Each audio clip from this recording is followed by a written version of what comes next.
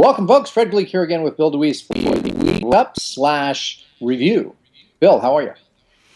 I'm good. I'm tired. Big week. How are you doing? Good. Well, if it's a big week, we want to hear about it. How did it work out total?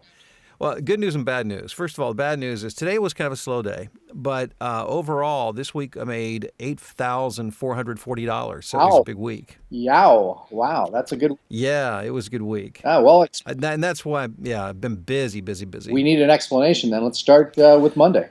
At the top, yes, I did some more ongoing work for Hitachi, my weekly New Mexico PBS session for a promo. I did some more medical coding training. I do the promo work for this online show called Forbes Living, and it's produced by the original guy from Shark Tank. I can't remember the guy. I can never remember the guy's name, but they sell products essentially. And this week on Forbes Living, one of those kind of Yeah. things.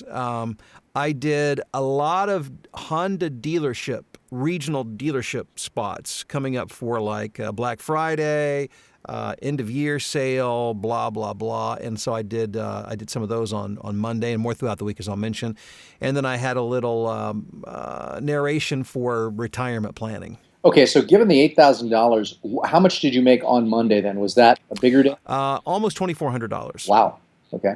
Yeah, yeah, and the thing, and really the lesson for this week is I don't think I made more than $400 or $500 on any one job. This was not because I had a big job. This is because I had a lot of stuff ranging from smaller to, I did some $300, $400 jobs, and they just all added up. Yeah, $300 here, $400 there. Before long, it's real money.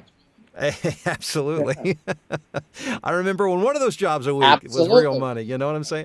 And so then Tuesday, some business phone company training on how to port numbers, a company called Wow. A little video called November Market Insights that I did. I narrated that. I did some radio imaging for a classic rock station in Wyoming called The Drive. I'm their station voice. I did some more of those Honda dealership spots. I had 5 new clients this week. Wow. Nice. And so that was a big help. Yeah. 3 through Voice123 and 2 through Voices.com. Perfect. The first was By the for a way, time for Yeah. commercial announcement. Yes. What is it? The VOP to P? Yes. Success.com. VOP to P success. 2P. Yeah, so that will show you how to get into that business and make money. Yeah, because that's how I do this. Yeah. And literally, I have people coming to me asking me to audition for jobs. So it's beautiful. But I did a little mortgage lending spot for a company called Veterans First. That was on Tuesday. They got that through Voice123. And then another Voice123 for a company called Kalo. They create wedding bands for people who are outdoor enthusiasts who don't want metal bands, who have work or recreational activities that really prohibit the use of, or they don't want a metal band. It's a silicone band. Huh. So QALO.com is the website, but it's all about the outdoor lifestyle. Nice. So it's kind of cool. I don't really picture. Is a silicone band then something that's kind of pliable? Is it going to be sort of? Yeah, it's almost like, it's like a rubbery Okay. kind of band. Yeah. Whatever. I'm not sure you could convince like a fiance to say, "Hey, honey, I'm getting you a rubber wedding band." You can try it. I don't know. Yeah. Wednesday, I did some more medical coding training. I did some training for General Motors, an auto dealership group called Superior Auto, some more stuff for Honda dealers, a career step health information management training thing. I don't even remember what that was, but whatever. Thursday, a few more Honda spots. I did a commercial, and this is a new client too, so that'd be my 6th client of the week. Wow. It was a referral through an existing client. Which means nobody gets paid. I mean, you don't have to pay anybody a commission. That's a direct. Correct. That's just Speaking of direct jobs, what have you done an analysis, or of course you wouldn't, but if Mallory has done an analysis of the percentage of your dollars or clients that are direct, non-commissionable, meaning you got them through sources where you don't have to pay any commission? I don't have that as a category. I know. I think we tag by like major sources where they come from, so we could probably figure it out. I'd be curious. I wonder, if you were guessing, is it over 10%? Oh yeah. Yeah. Oh, great. Okay. So, oh yeah, by far, the vast majority is non-commissionable. Really? Okay. Yeah. Got it. Okay. Good.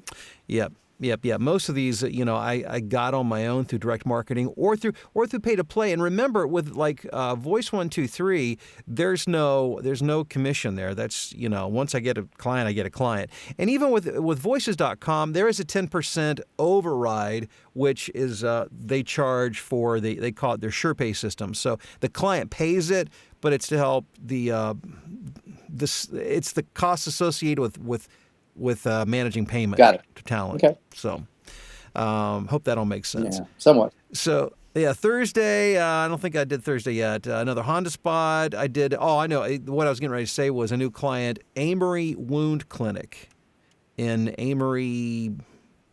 Actually, I don't even know where it's at. Anyhow, it was a new client. Employee open enrollment training. 'Tis a season for that. I did a direct response ad for, and you'll be seeing it soon, lawn lights. So buy now. But wait, there's more. Buy two. If you buy now, we'll give you two for the same low price of $9.99. And one of those kind of ads. Literally one of those kind of ads. Yeah. And then I did a script for some sort of app. That was a new client through Voices.com.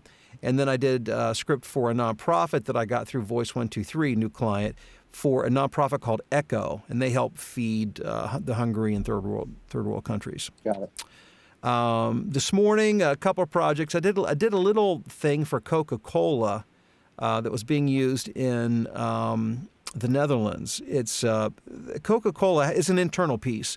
They do something called the Johnston Cup, and retail outlets compete through their displays. And so depending on how many points of customer interruption or engagement they have and how creatively they do it, Coke awards their sales teams.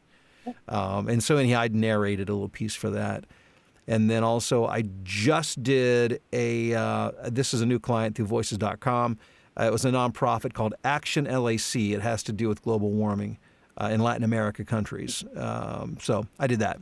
Yeah. Now, again, people who are watching or listening this are not as much concerned with how much money you put in the bank, but with what lessons they can learn from this week. So, again, we've got a few things there we can talk about, new clients, some other things. What are some of the lessons you think that people can learn from what happened? Yeah, and I think the number one thing, again, is just the fact that if you were to break this down job by job, you would notice that no one job was a huge job. Like there are no $1,000 jobs in here this week. Yeah. They were all less than most. I don't think there's any over 500, as a matter of fact. Wow. So these, but they, like you said, you get a few of those, and all of a sudden you're talking real money. They add up, and so. It's like managing a portfolio. Well, it also it reminds me of the fact that you're Midwest-based, and given the fact that Pete Rose was a Cincinnati Red, you're hitting a lot of singles and doubles. You're not hitting a lot of home runs. That's exactly right. You occasionally, like Pete, you'll hit a triple or a home run, but I don't. That's not my bread and butter. And so, I'm Billy Hustle. I'm out here. Diving headfirst into bases and making a mess of myself and whatever it takes, to get on base, essentially. And I think that a lot of voiceover training by others, if I'm not mistaken, sort of tends to concentrate on showing potential voiceover artists or existing voiceover artists how to hit the home runs, how to get those major clients. And that's really, when that happens, it's nice, but that's not your bread and butter. That's right. And that's really a more traditional model where people are really only focusing on only the top tier work, which, certainly you want to compete and you want to get your fair share of that. But very few people do nothing but that. So if you're not doing the 99%, you're living for, you might get a couple jobs a year, maybe. Yeah, and you can't sustain it as a living. The example that comes to mind for me is my stepson Kyle, who just got that Go-Gurt ad tied in with Star Wars.